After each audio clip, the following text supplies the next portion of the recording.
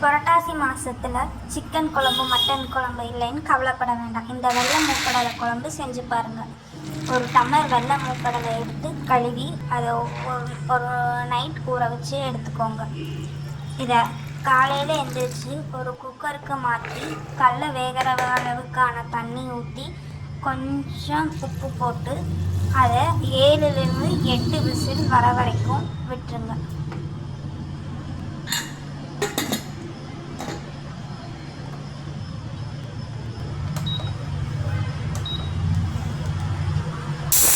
இப்போது இந்த பக்கம் வேகிற சமயத்தில் இன்னொரு பக்கம் கடாய் வச்சு அதில் 4 டேபிள் ஸ்பூன் எண்ணெய் ஊற்றி 4 டேபிள் ஸ்பூன் வரமல்லி அதை ஒரு 10லேருந்து 15 செகண்ட் வணக்கி விட்டுட்டு சீரகம் 1/2 ஸ்பூன் போட்டு அதுவும் நல்லா வணக்கணும். தீயை மிதமான அளவில் தான் தீ வச்சுருக்கணும். இந்த அளவுக்கு பொன்னிறமாக வணக்கணும். இது வணங்கியில் உங்களுக்கு ஒரு மணம் வரும். இதில் இப்போ 150 கிராம் வெங்காயம் போட்டு சின்ன வெங்காயம் போட்டு வணக்குங்க. சின்ன வெங்காயம் தான் ருசியாக இருக்கும். இது பாதி வணங்கினதுக்கப்புறம் 8லேருந்து 9 காஞ்ச மிளகாய் உங்கள் காரத்துக்கு தகுந்த மாதிரி நீங்கள் கூட்டியும் குறைச்சி போட்டுக்கலாம். கருவேப்பிலை, முந்திரி எல்லாம் போட்டு நல்லா சுருளாக வணக்கணும். இந்த அளவுக்கு வணங்கினதுக்கப்புறம் ஒரு தட்டத்துக்கு மாற்றிடுங்க. இதே வடச்சட்டியில் 4 தக்காளியை கட் பண்ணி தேவையான அளவு உப்பு போட்டு கொஞ்சம் தண்ணி ஊற்றி அதை நல்லா வெந்து மசிஞ்சு வர அளவுக்கு நீங்கள் வணக்கிக்கோங்க தக்காளியை.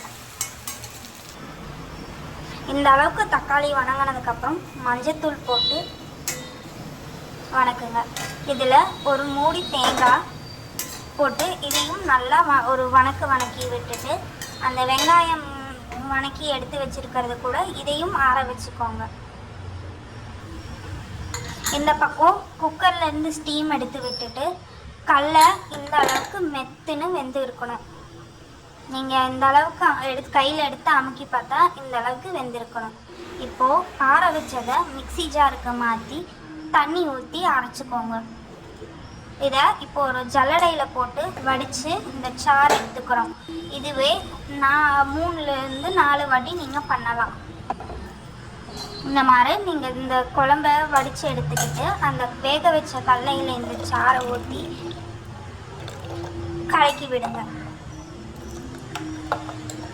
உப்பு பாருங்கள் டேஸ்ட். இந்த சமயத்தில் உப்பு பத்தாட்டி இந்த குழம்புக்கு தேவையான உப்பை நீங்கள் போட்டுக்கலாம்.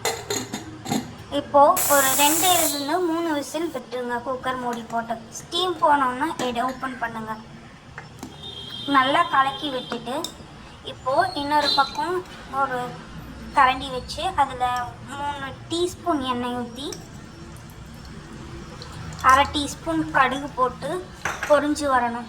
பொரிஞ்சோடனே கருவேப்பிலை போட்டு அதையும் பொரிஞ்சோடனே இந்த குழம்புல எடுத்து ஊற்றிடுங்க. இப்போது இதையும் நல்லா கலக்கி விட்டிங்கன்னா குழம்பு ரெடி.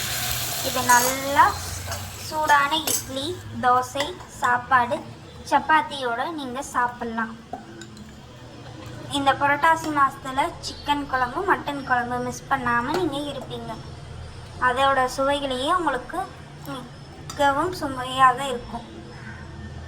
இந்த வீடியோ பிடிச்சிருந்தா சப்ஸ்கிரைப் பண்ணுங்கள், லைக் பண்ணுங்கள், ஷேர் பண்ணுங்கள். தேங்க்யூ.